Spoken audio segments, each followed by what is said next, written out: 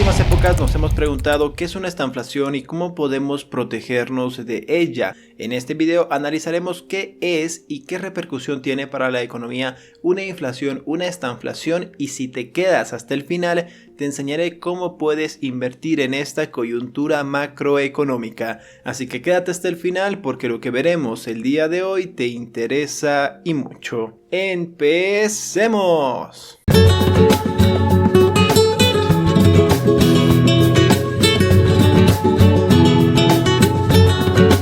Cuando el mundo empezaba a descontar que 2022 sería un año de crecimiento al alza, aunque moderado, y que la inflación acabaría moderándose con la ayuda de la normalización monetaria de los bancos centrales, estalló una guerra lamentablemente. La decisión unilateral de Rusia de atacar Ucrania ha disparado los precios del petróleo, con el impacto que eso tiene en la inflación, y supone una amenaza a las perspectivas de crecimiento ya no solo en Europa, sino también en el resto del mundo.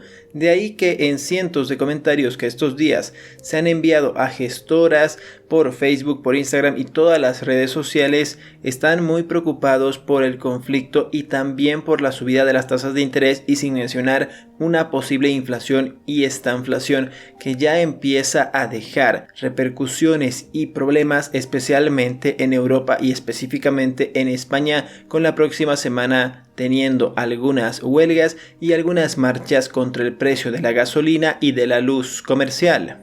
Pero te preguntarás, ¿qué significa la estanflación, Luis? Pues bien, es el momento en el que se combinan dos factores principales. La economía está experimentando un estancamiento en cuanto a la disminución de la producción y a la vez se está produciendo un repunte de la inflación, es decir, una subida de precios. Si nos fijamos en el entorno actual, ¿podría darse este escenario? Según los expertos, aún es pronto para hablar de este fenómeno, no tiene vistas de asomarse en el corto plazo, pero es importante tenerlo presente siempre. Volvemos al concepto y repasamos la historia y las consecuencias que tiene para la economía, ya que este término plantea dudas a la relación inversa entre inflación y desempleo que dibuja la curva de Phillips. ¿Cuáles son las causas de una estanflación o de una posible inflación? Suelen ser diversas y se explican con la acción de uno o más elementos externos que distorsionan el funcionamiento habitual de la oferta y la demanda del mercado. Una de las causas más recurrentes al hablar de este fenómeno es el desplazamiento negativo de la oferta. Este hecho se produce cuando un acontecimiento eleva los costes de producción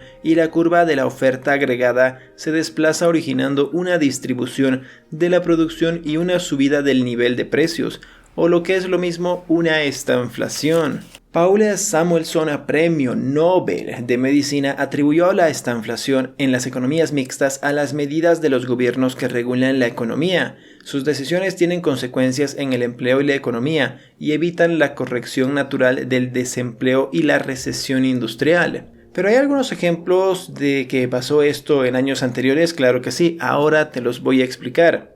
El primero en acuñar el término estanflación fue Ian MacLeod, ministro británico. ¿Pero cuándo? Sucedió en 1965 durante su discurso en la Cámara de los Comunes, cuando advirtió de la grave e inédita situación que atravesaba la economía del momento, pues ocurrían a la vez estancamiento económico e inflación. Otro ejemplo de esta situación se vivió en la década de los 70. Entre 1973 y 1975, los precios del petróleo se duplicaron y los países importadores de petróleo experimentaron simultáneamente inflación y recesión. En Estados Unidos, la tasa de inflación medida a través del IPC superó el 10% por primera vez desde hace varias décadas, y el desempleo pasó del 4.9% en 1973 al 8.5% en 1975. Situación que volvió a suceder a finales de la década.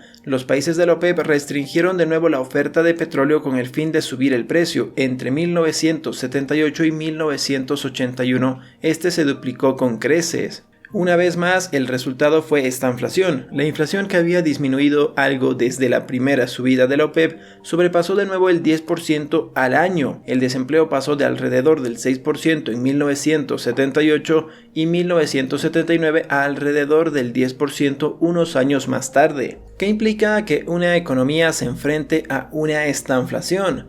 implica pobreza para todas las clases sociales y dificulta cualquier medida correctiva de los gobiernos, explica Self-Bank. ¿Pero por qué? Estamos ante un círculo vicioso, ya que aunque se pretenda incrementar la producción, la inflación lastra cualquier repunte de la economía. En definitiva, una situación anómala que rompe la teoría económica y pone en entredicho los mecanismos de ajuste de los mercados, resaltan los expertos. Pero ¿debemos preocuparnos? Si finalmente se imponen a Rusia restricciones a las exportaciones en el sector energético o si Rusia reacciona a las sanciones contra sanciones, tales como una restricción del suministro de energía o siquiera dar gas a toda Europa, un choque de precios en el sector de las materias primas aumentaría el riesgo de esta inflación especialmente, explica desde Ernst & una buena y muy importante casa de inversiones. Y llegado a ese punto, la recomendación pasaría por reducir exposición a sectores cíclicos que aumentaría en otro más expuestos a un pico inflacionista. Si estamos en la cúspide de un periodo de esta inflación, entonces puede producirse un cambio de clases, de cambio y de activos más rentables. En este escenario, la rentabilidad de la renta variable podría ser más moderada, mientras que el oro y las materias primas podrían tener un rendimiento superior. Pero Luis, ¿en qué podemos invertir en este tipo de coyunturas? Ahora te lo explico. Número 1. Acciones de compañías cotizadas. En general, las rentabilidades de las acciones baten a la inflación. El aumento de los precios puede traducirse en más beneficios y las empresas también pueden obtener más ganancias, lo que a su vez aumenta los precios de los títulos cotizados. Una opción interesante, según los expertos en gestión patrimonial, es invertir por valores que repartan dividendos de manera recurrente. En España es muy habitual que las políticas de redistribución y retribución al accionista por parte de las empresas hagan esto. Por otra parte, la inversión indexada, que se centra en invertir en ETFs o en fondos de gestión pasiva, es más sencillo para crear una cartera de acciones individualmente. Una manera de diversificar esta es la más sencilla. Invertir en ETFs especialmente se ha convertido en una manera muy sencilla de invertir para inversores e inversoras poco experimentados. Número 2. Materias primas. Las materias primas tienden a tener rentabilidades bastante importantes cuando la inflación despega. Un ejemplo es como en 2021 se ha disparado el precio del gas, el carbón, el petróleo o el cobre aún antes de la guerra. Las commodities son activos rentables, tangibles. La evolución de sus precios puede hacer además que otros productos se disparen. La influencia que genera es relevante y ayuda a combatir de manera muy efectiva la inflación. Número 3. Activos inmobiliarios. Los activos inmobiliarios se entienden por las dos partes. Son tanto activo real como activo orientado a la apreciación. Al igual que las materias primas, el valor de la tierra y las propiedades tienden a aumentar junto con la inflación. Si no puede asumir la compra de un inmueble, aún puede invertir en bienes raíces a través de una sociedad de inversión de inmobiliaria o también a través de un ETF o de empresas cotizadas en la bolsa de valores. Número 4. Inversiones alternativas. Williams señala en una información publicada por Business Insider que algunos otros activos tangibles como obras de arte, por ejemplo, coches antiguos y otros objetos de colección, también tienden a funcionar muy bien como cobertura contra la inflación. Nuevamente, estos activos reales que tienen un valor intrínseco para los coleccionistas son muy buscados en este tipo de coyuntura macroeconómica. Y número 5. Bonos protegidos contra la inflación o TIPS, llamados especialmente en Europa. La mayoría de los bonos no son buenas opciones para protegerse contra la inflación. La razón es que estas inversiones pagan un tipo de interés fijo a lo largo de los años. Su precio en el mercado secundario puede cambiar, pero el tipo de interés que paga normalmente no se ajusta. Pero algunos bonos, como los valores protegidos contra la inflación, tienden los tipos de intereses a tenerlos indexados a la inflación.